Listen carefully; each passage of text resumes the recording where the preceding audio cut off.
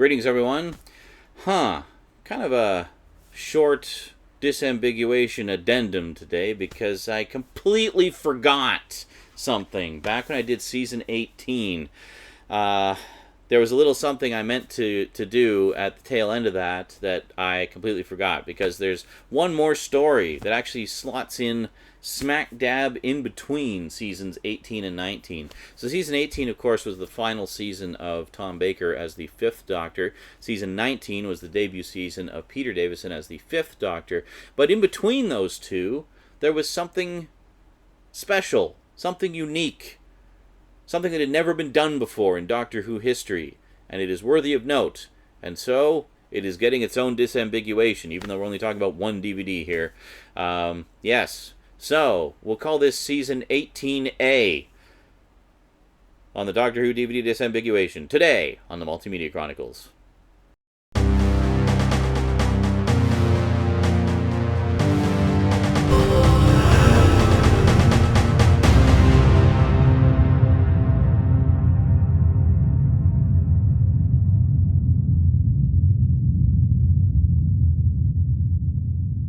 Welcome back.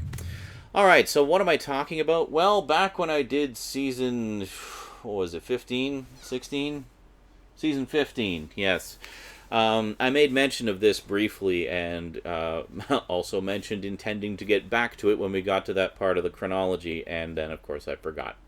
Sorry, it happens, especially when I'm doing a bunch of these back-to-back, as I usually do. So what am I talking about? Well, in between seasons 18 and 19, it was a bit of a long stretch between those two seasons. So the BBC decided to do something kind of special, something that they'd never done before with Doctor Who, namely a spin-off. Yes, an actual Doctor Who spin-off.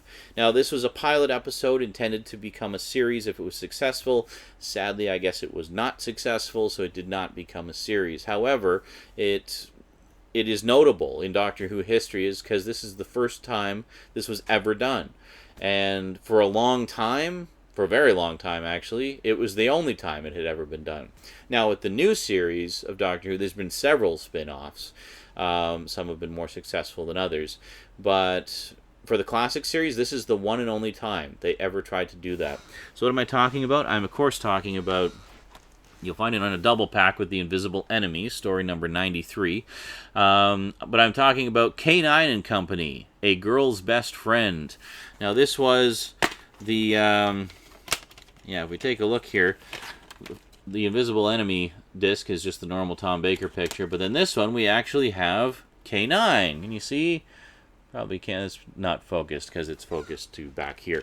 But, yeah, so anyway, essentially it was a 1-hour pilot episode in which we not only see K9 again, but we also see Sarah Jane Smith for the first time since she left way back in season 14 with the Hand of Fear. So, was it season 14? Yes, it was season 14. Sorry, I'm having to recall. But anyway, so essentially it's an hour-long special in which Sarah Jane Smith, investigative journalist, receives a mysterious package from the Doctor, and then in that package is K9. I believe it's Mark II? Is it Mark II or Mark III? I think it's Mark III. I'm not sure. Anyway, it's basically another K9. And this story is canon to the continuity, because when we meet Sarah Jane Smith again a few years later for the 5 Doctors, it's clearly referring to some of the events of K9 and Company. Namely, she goes out and K9 is there. She has K9 with her, and he's begging her not to go out because there's danger and the Doctor's involved and blah blah blah. Well, that's clearly the K9 from K9 and Company, and a direct reference to that special. So, spin-off or no, it is canon to the history of Doctor Who. Now, it's not exact. Other than that, the fact that Sarah Jane Smith got K9 from that adventure, it's not particularly, huge and notable and significant in the continuity, but it is notable.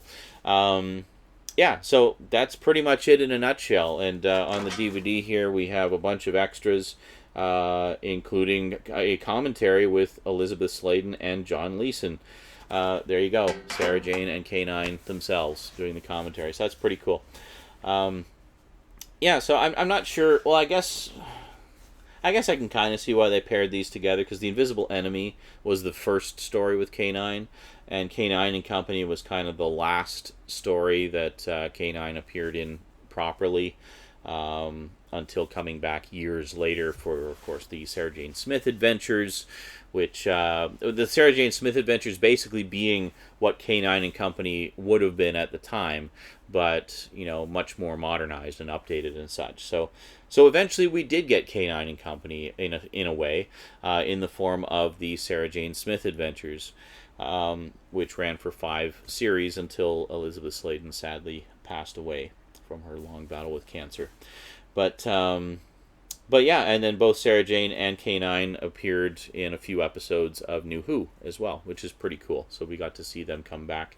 One of the few companions, actually, to appear in a significant form in the new series. So that's pretty cool. And then K9 actually got a spin-off as well. There was a K9 series which briefly featured the old K9.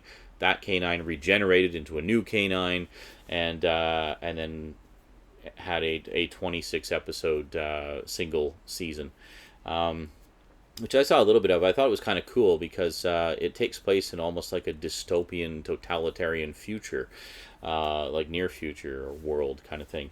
So you get a different K9 in a different world.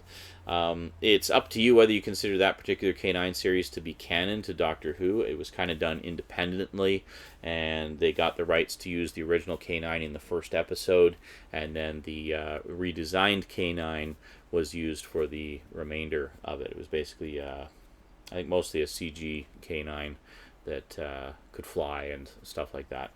But yeah, so anyway, that's pretty much it in a nutshell. There's really not much to say about it. I mean, it's K9 and Sarah having an adventure. I think they're like dealing with some devil worshippers or something like that. So yeah, some kind of like mysterious cult and human sacrifice. So kind of, in terms of story, kind of a throwback to like seasons 13 and 14, like that kind of vibe, which was her final seasons. So kind of cool.